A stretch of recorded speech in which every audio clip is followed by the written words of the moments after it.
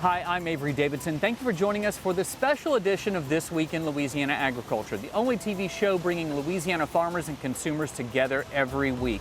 And this week, we're making an extra long distance connection. We are in Japan with Class 16 of the LSU Agricultural Leadership Program. They are on their international trip of Southeast Asia.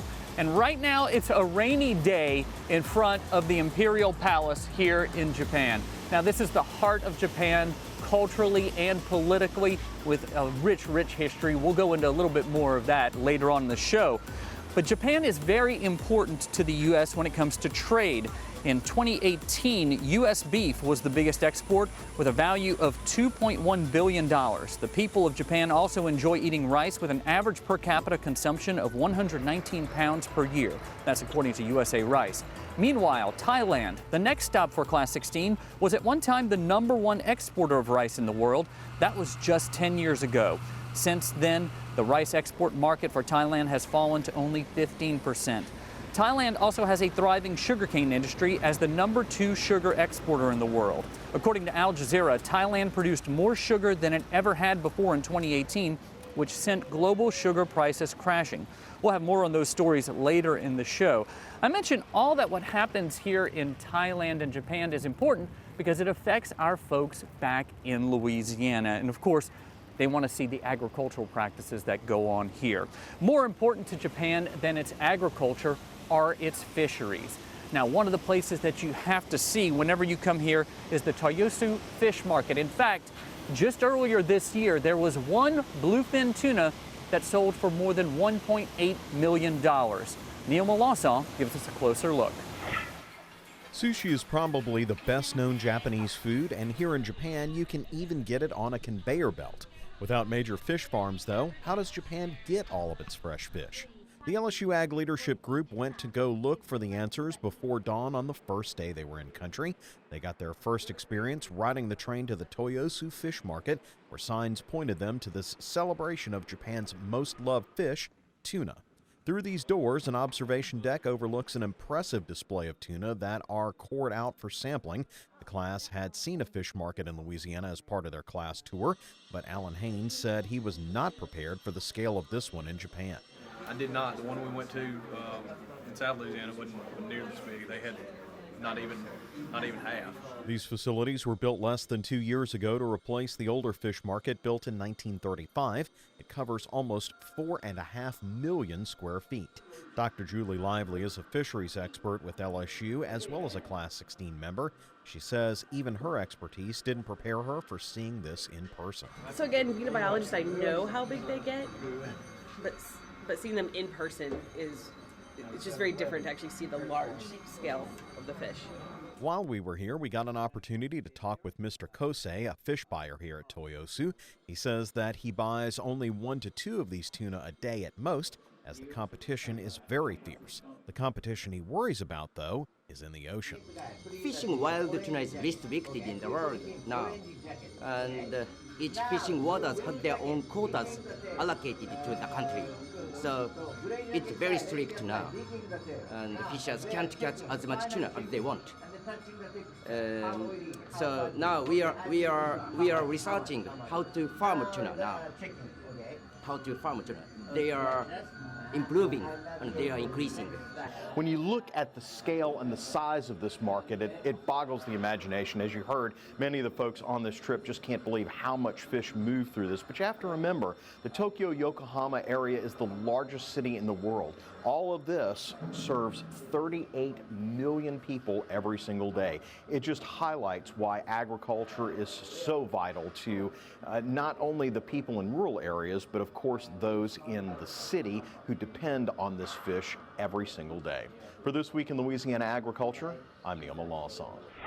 In the basement of almost every shopping mall here in Tokyo, you're going to find a grocery store like this. In fact, the escalator going down is right over there, and here are the fresh fruits and vegetables. A lot of these fresh fruits and vegetables come through the Oda Wholesale Market. In fact, 3,600 tons pass through every single day. TWILA's Carl Wiggers gives us a tour of this 4 million square foot facility.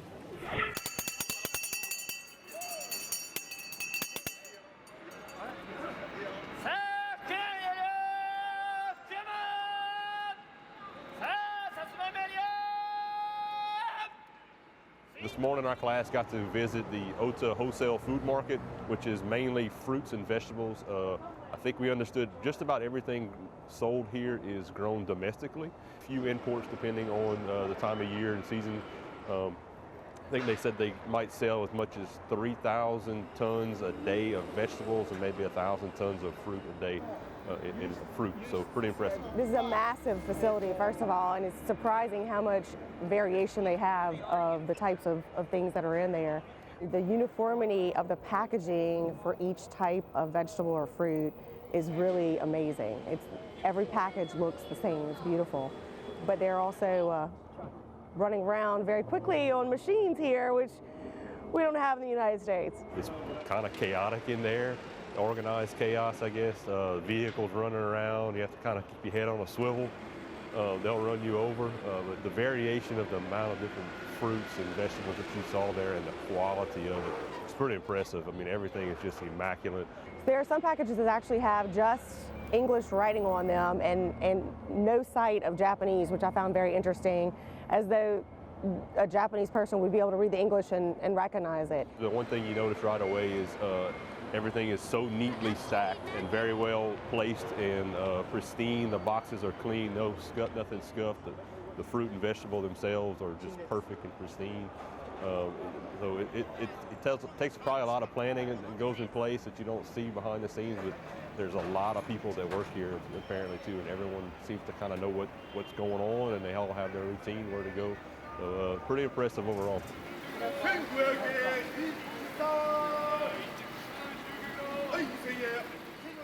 Got to see a couple different items being auctioned off. It was pretty interesting. I mean, it's just like an auction back home, but it's different. They have their own little language that they'll use, hand signals that they'll use, and the price that they're paying for some of these fruits was pretty interesting to see too. I think we saw like a $130 case of cantaloupe go. There was like 8 cantaloupes in a case, so pretty interesting overall. Pretty exciting. Thailand is number 2 in the world when it comes to sugar exports and number 3 in the world in sugarcane production. With Louisiana being the number 1 sugarcane producer in the United States, it just made sense for Ag Leadership Class 16 to come and see how the Thai farmers grow sugarcane. This is a scene you will not find in Louisiana, a bright green sugarcane field with a mountain in the background. It's the landscape that greeted LSU Ag Leadership Class 16 as they traveled north from Bangkok, Thailand. In mid-January, sugarcane harvest is still in full swing across Thailand. Unlike Louisiana, the farmers here do not have to worry about a freeze damaging the crop. And there are a lot of sugarcane farmers in Thailand. More than 364,000 people grow sugarcane on farms averaging between 7 and 13 acres. It's at the Suphanburi Field Crops Research Center where the class meets senior agronomist Artasit Buntam.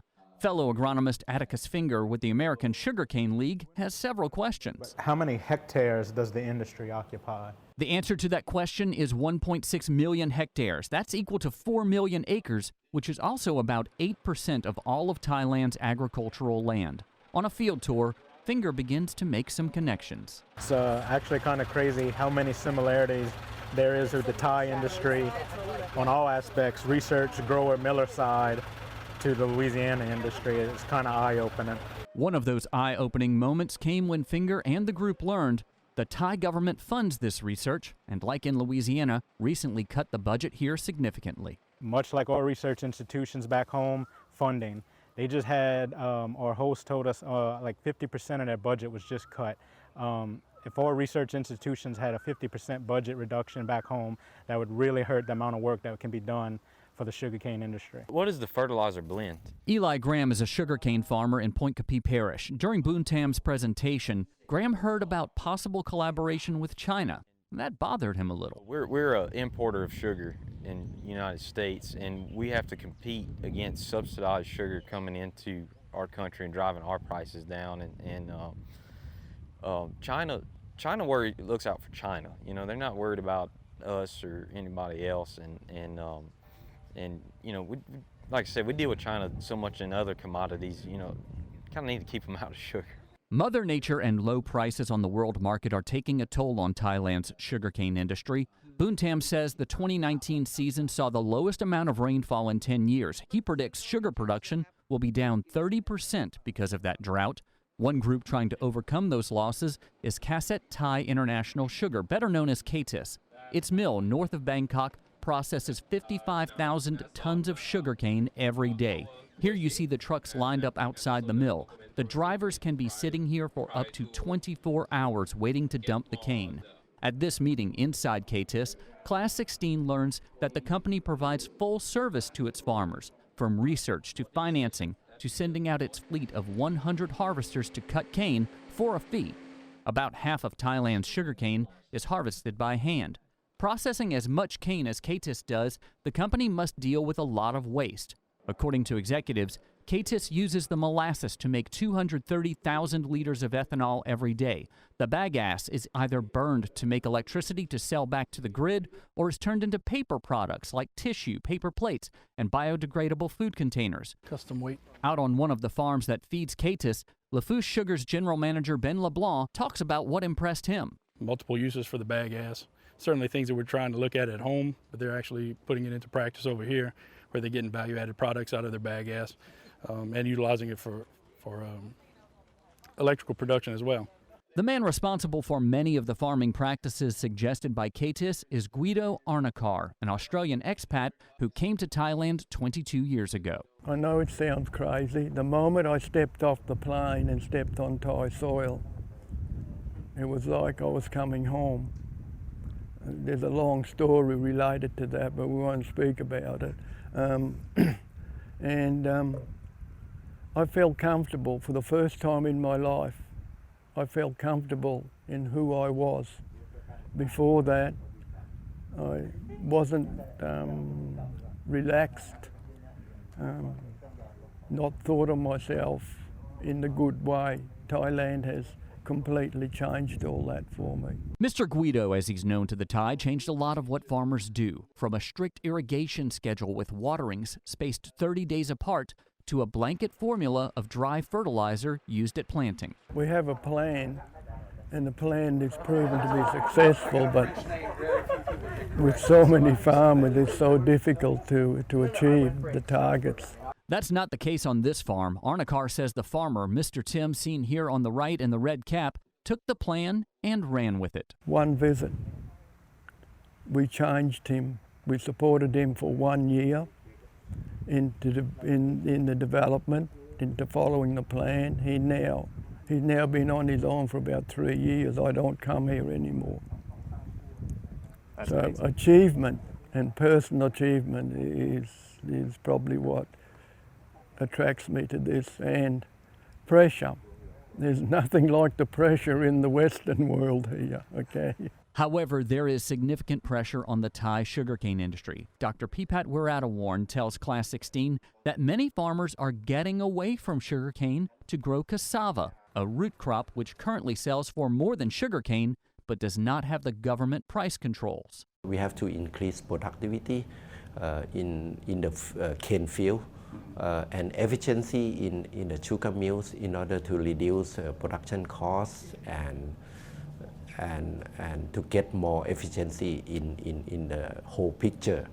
And more than that is you can see that sugar consumption globally is now reduced, and because of health conscious, and that's why Thai government and also Thai investor we would like to derive sugar more to others uses, like for bioenergy, for some biomedical, because actually if you can produce anything from fossil oil, you can also produce from plant as well.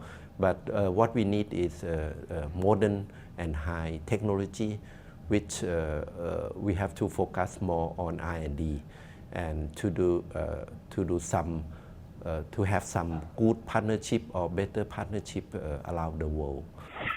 We are at Wat Po, also known as the Temple of the Reclining Buddha. Now, the Reclining Buddha is one of the most iconic images from Thailand, 45 feet tall and 150 feet long, something Class 16 enjoyed seeing. Coming up after the break, we're going to have more sights and sounds from Thailand and Japan, so stay with us.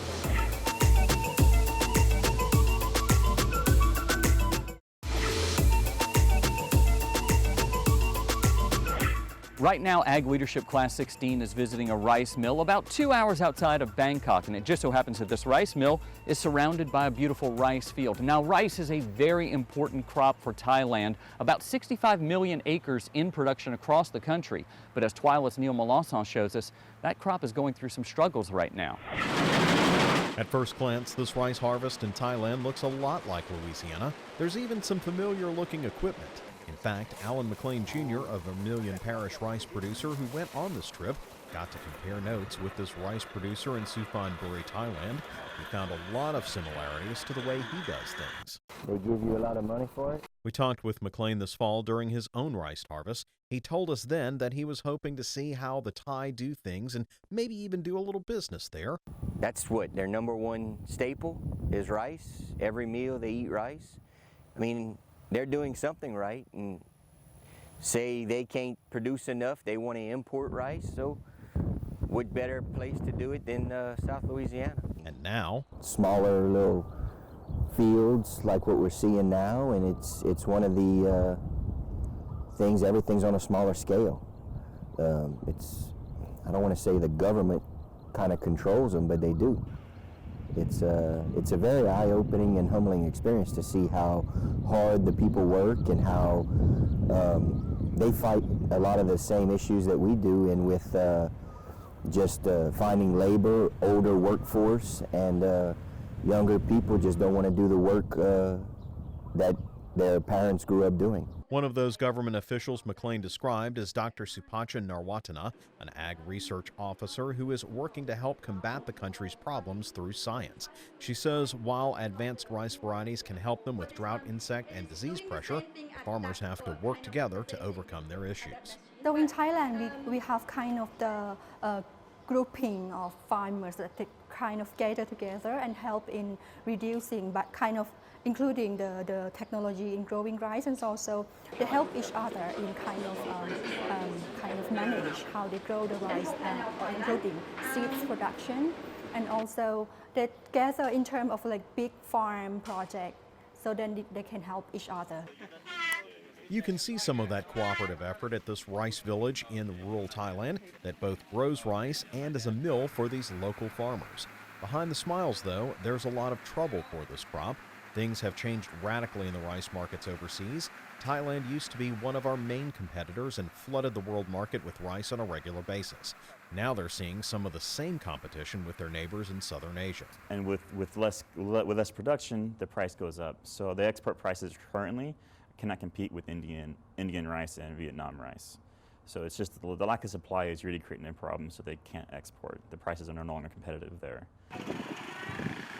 It's hard not to feel for the Thai going through these same problems we have. I got a ride from the farmer working these rice fields here in Suphanburi, who took me to see how his operation worked. The Thai people are warm, generous, and just trying to feed their people like we are back home in Louisiana. For This Week in Louisiana Agriculture, I'm Neil Melanson. Japan is a beautiful country, and the people who live here work very hard to keep it that way. Around the Imperial Palace and many of the shrines and temples like this one, you will find ornate gardens just like this. TWILA's Neil Melanson traveled around the country to show us some of those gardens and the 1,000 years of art behind them. Japanese gardens are like lawns in the U.S. in that they're often the pride of their owners. The Japanese got their initial design ideas from China, but developed their own taste over the last 1,000 years or so. Here's just a few things that define them. 1, the abundance of flowers. It's winter here now, but even still, there's flowers to be found, and each one represents a different idea. For instance, the white camellia represents waiting, as in carefully observing a garden. Of course, the cherry blossom, the sakura, is famous worldwide, and it looks like it'll be an early season for them this year. While it's known for its beauty, they're also known to represent sadness as they quickly pass away. 2 is the use of water. You can see how the trees themselves shape the garden and find new life in these reflections. Similarly, this tori or Shinto gate also has new dimensions. Of course, people aren't the only ones who love all this water.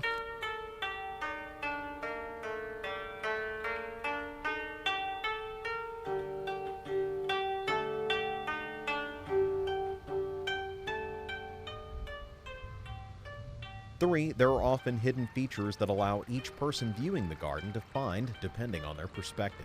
If you look at about eye level, you see this. If you bend down a bit, though, there's a hidden gem that reveals itself. Many such features exist in gardens all across Japan.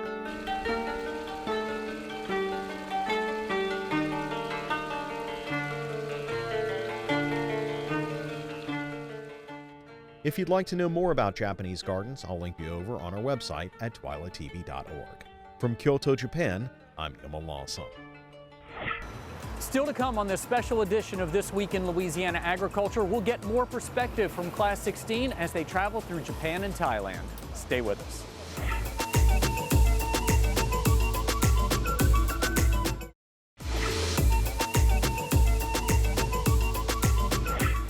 Behind me is the Chao Phraya River. It is a river that runs right through the heart of Bangkok, comes in from the north. Absolutely beautiful. We took a nice little boat tour on it. Now behind Neil, who's behind the camera, is a very busy highway, so that's why you hear all of the traffic noise as I'm standing here.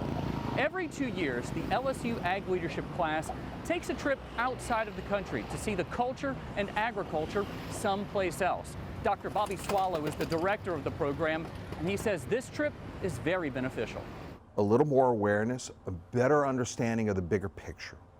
It's one thing to understand where you are. You know, my father used to always tell his classes, everywhere we live represents a dot on the map. And his question of the class was, is that your world?